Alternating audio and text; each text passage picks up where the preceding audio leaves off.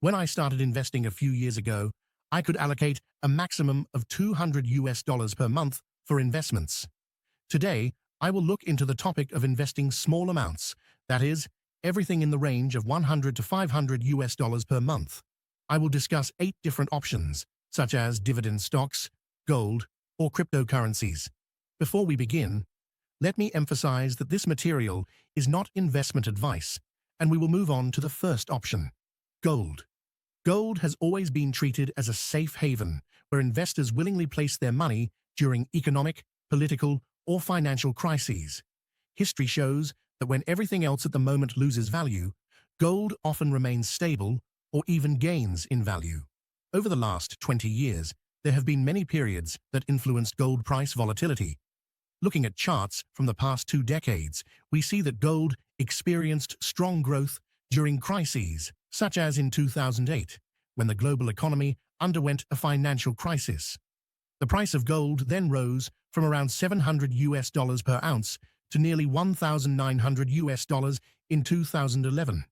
This is a massive increase that could bring substantial profits to investors, especially those who invested earlier. However, as is often the case with gold, corrections followed such growth. After 2011, the price of gold fell and remained lower for several years. It is worth noting that despite its stability, gold is subject to significant fluctuations.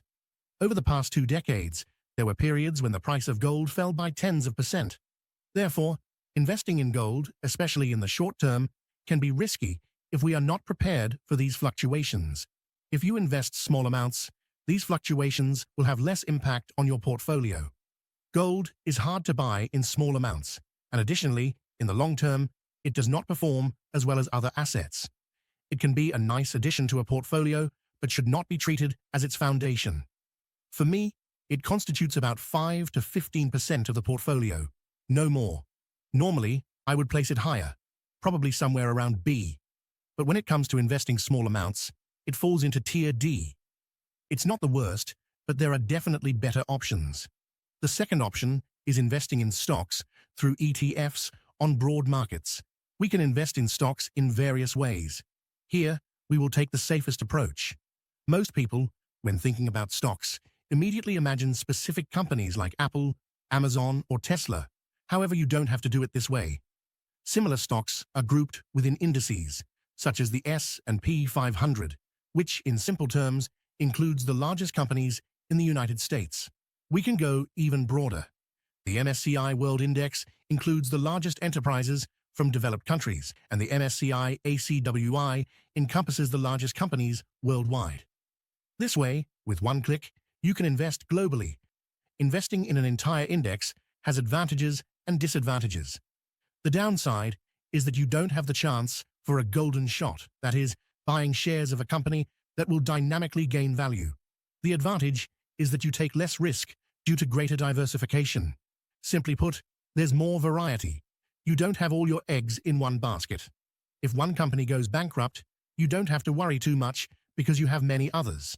This makes buying ETFs, the tools that enable us to invest in indices, require much less knowledge and time. Our task is to choose a cheap and proven ETF. Before buying, we don't need to analyze the situation as thoroughly as active investors selecting specific stocks for their portfolios. It is the simplest and safest way to buy stocks. But is it even worth having stocks in your portfolio?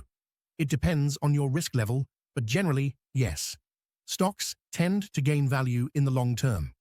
This is quite logical because it's nothing more than buying a part of a specific company. As we know, companies deliver value to customers and thus generate profits. Stocks are, therefore, a kind of driving force for our portfolio, its key element. Unfortunately, they have a significant drawback. The biggest enemy of a long-term investor who invests in stocks via ETFs is volatility. It's about how violently stock prices can change. The situation can change quite quickly and noticeably. Occasionally, there is even a significant crash that can reduce the value of our portfolio by about 30 to 40%. In the long term, the profit should be good, but along the way, there will definitely be ups and downs. The question is not if significant declines will occur, but when. If someone is not ready for this, it's better to stay away from stocks. For everyone else, ETFs on stocks go straight to S because they offer quite good returns, and it's easy to invest amounts like 100, 200, and 500 USD. The third option is individual company stocks. We stay in the same asset class, but this time we don't buy an entire index, but actively choose specific companies we want to invest in. There are some issues with this approach. First, there's no guarantee that we will select good companies. It's worth knowing that most market profits come from a very narrow group of companies. If we choose specific companies for our portfolio and miss the ones that perform best, our return rate will suffer significantly. If you don't believe me, let me quote Henrik Bessenbinder, a professor of finance who studied this topic. Since 1929, just a few companies have accounted for most stock market profits in America. Only 5 stocks, Apple, ExxonMobil, Microsoft, General Electric, and IBM, accounted for 10% of all shareholder wealth creation between 1926 and 2016. The 50 largest companies accounted for 40% of all profits. Fascinating conclusions can also be drawn from comparing stock market returns to U.S. Treasury bonds during this period. However, it's surprising that the entire excess return over bonds was generated by just 4% of companies. The task of an active investor is therefore to sift through these 4% from the rest, the remaining 96% of companies. You need to be very effective because some companies will simply go bankrupt. Even if you think you can identify these 4% winners, it's worth considering another extremely important issue: time. Choosing specific companies is a challenging task that requires a lot of effort. Tracking economic trends, analyzing companies' conditions, and looking for opportunities. What's worse, you have to learn all this, which takes even more time. If you want to invest small amounts, it means that you probably don't earn very much yet. Sorry for being so direct, but on this channel, I say what you need to hear, not what you want to hear. If someone appreciates that, I encourage them to subscribe.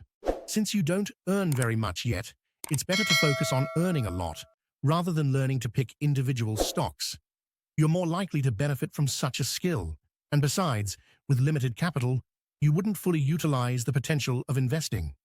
At this stage, it's better to do it at the lowest time cost and focus on earning more, and consequently, investing more. For this reason, for me personally, this is a D category.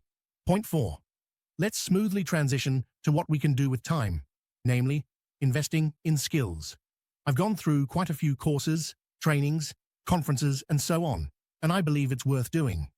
Of course, everything can be learned for free, but if spending money can speed up the learning process and ultimately help us earn more quickly, then it's definitely worth it. I still invest in my education and pay astronomical sums for business consultations. I also spend a lot on books, so for me, this is an absolute S-tier proposal. Point 5. Silver. We've already covered gold, so now it's time for its cheaper sibling. Silver has a similar investment profile to gold. It's said to have a strong positive correlation with gold, ranging from 0.7 to 0.9, depending on the period, meaning they usually move in the same direction. This can be clearly seen in a chart comparing both assets over the last 20 years. However, this doesn't mean the price charts will be identical. For instance, over the past 2 decades, gold has performed better, yielding a higher return. Silver is more frequently used in industry, which also impacts its price, disrupting the balance between the two metals. As a result, the gold-to-silver price ratio is not fixed and can vary significantly over different periods. Silver's advantage is that it's cheaper. We can expect even greater volatility with silver than with gold. Unfortunately, just like with gold, it will be difficult for us to beat the stock market in the long term. For most people, silver would therefore be more of a portfolio addition than a primary component.